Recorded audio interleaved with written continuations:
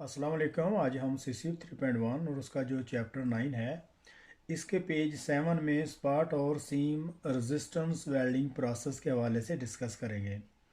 Spot और seam welding process heavy industry जैसे power station है, रिफाइनरी है वगैरह, और जहाँ पर हैवी शेड्यूल, थिकर पाइप और प्लेट वगैरह का काम चल रहा होता है, इस टाइप की कंस्ट्रक्शन फील्ड में इस प्रोसेस को इस्तेमाल नहीं किया जाता।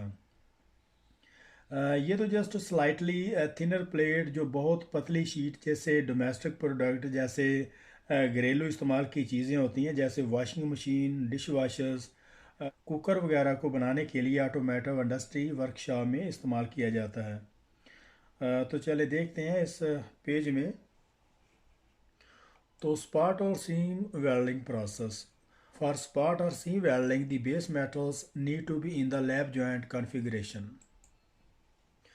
वो ये कह रहा है कि जब हम स्पाट या सीम वेल्डिंग जो करते हैं और इसका जो बेस मेटल की जो कॉन्फ़िगरेशन होती है लैप जॉइंट की, वो किस तरह से होनी चाहिए। तो इसकी जो कॉन्फ़िगरेशन है लैप जॉइंट की, जब भी हम स्पाट या सीम वेल्डिंग प्रोसेस करते हैं किसी भी प्लेट को, ये अमूमन प्लेट को ही इसको जो है वो किया जाता है। ये पाइप पे इसको जो है वो इस्तेमाल करना डिफ़िकल्ट है, तो इसको जो प्लेट पे इस्तेमाल किया जाता है। तो प्लेट की जो कॉन्फ़िगरेशन होगी वो लैब जॉइंट कॉन्फ़िगरेशन। यहाँ पे क्वेश्चन भी बनता है कि स्पॉट वेल्डिंग, स्पॉट या सी वेल्डिंग के दौरान जो बेस मेटल की जो कॉन्फ़िगरेशन है वो किस कैटेगरी होगी। तो उसमें मुख्तलिफ़ तरह के जो ऑप्शन दिए होंगे, तो वहाँ पे लैब जॉइंट जो है वो उसको चूज़ करना होगा। तो लैब जॉइंट की जो कॉन्फ़िगरेशन है वो होगी किस तरह की। जैसे हम दोनों हाथों की उंगलियों को दोनों नाखून के ऊपर तले रख लेते हैं, तो इस तरह से नीचे उन्होंने डायग्राम भी ये दी हुई है यहाँ पे। तो आप देख रहे हैं कि दोनों प्लेट जो है वो इस तरह से उन्होंने ऊपर नीचे जो है रखी हुई है। तो स्पॉट वेल्डिंग में जो स्पॉट वेल्डिंग का जो कोड है वो 21 है। इसमें using the resistance welding process. तो ये रेजिस्टेंस वेल्डिंग प्रोसेस क्या है, तो इसमें रेजिस्टेंस वेल्डिंग प्रोसेस में तो रेजिस्टेंस वेल्डिंग प्रोसेस में दो प्लेटों के बीच में से करंट को गुजारा जाता है। जहाँ से स्पॉट वेल्ड लगाना होता है वहाँ से करंट की जो बरकी रूह है उसको negative positive through out the plate से ट्रांसफ़र किया जाता है, और करंट के गुजरने से जो स्पॉट होता है उसी से स्पॉट वेल्ड लगता है। और ये जो वेल्ड है ये बेस मेटल को मेल्ट नहीं करता, ये सिर्फ बेस मेटल की सरफेस को सिर्फ पार्शली इसको जो है वो स्पॉट वेल्ड बनाता है। नीचे इसकी डायग्राम दी हुई है। तो इसमें दो कॉपर अलाई इलेक्ट्रोड हैं, ये आप देख रहे हैं कि ऊपर नीचे इसको रखा हुआ है। तो ये नेगेटिव है और पॉजिटिव, तो ये आप इसको चेंज भी कर सकते हैं। तो फिर उसके बाद इसको करंट को जो है वहाँ से दो इलेक्ट्रोड के और थ्रू आउट द प्लेट वहाँ से उसको गुजारा जाता है। तो गुजारने के बाद उसका जो स्पॉट बनता है, उसका जो स्पार्क बनता है, उसको जो हम वेल्ड नुगट कहते हैं। तो वेल्ड नुगट में बहुत सारी लैंग्वेज में, जैसे दूसरी कंट्री में इसको मुख्तलिफ प्रोनाउंसिएशन से जो है इस्तेमाल किया जाता है, जैसे नगट है, नोगेट है, नॉगट वगैरह। तो इस तरह के अलग-अलग इसको जो है वो इस्तेमाल करते हैं।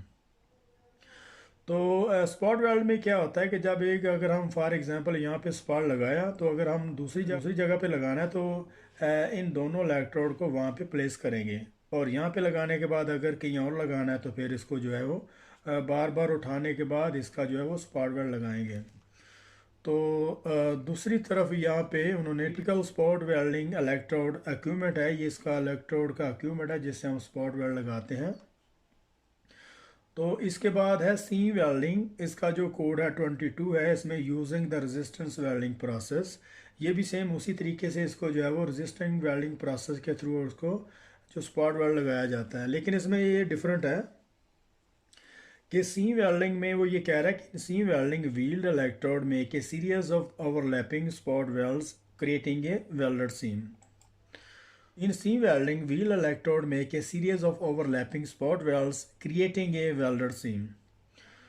तो इन सीम वेल्डेड में क्या करते हैं, इसके जो व्हील्ड इलेक्ट्रोड है वो कंटिन्यू यहाँ से रोटेट होते हैं, और यहाँ से वो फिर को उसी तरीके से इसको जो है वो स्पॉट लगते जाते हैं। तो इसको बार बार उठाने की ज़रूरत नहीं पड़ती। जितने भी स्पॉट वेल्ड लगाने आते, जितनी भी सीम ये स्पॉट बनेगा अलग-अलग, ये सीम जो है वो स्पॉट लगेगा। अगर हम इसको बात करते हैं अलग-अलग लगाने की, तो ये स्पॉट वेल्ड लगेगा, लेकिन लगने के बाद ये कंटिन्यू इसको वो वेल्डेड सीम इसको फिर कहेंगे। तो इसको दोबारा दोबारा बार बार उठाने की ज़रूरत बिल्कुल नहीं पड़ती, ये साथ ही कंटिन्यू इसका जो है वो व्हील जो है वो मूव करता जाता है, और इसकी जो ओवरलैपिंग जो कॉन्फ़िगरेशन है इसकी जो जॉइंट की, उसको फिर इस तरीके से जो है वो वेल्ड जो बनाता जाता है।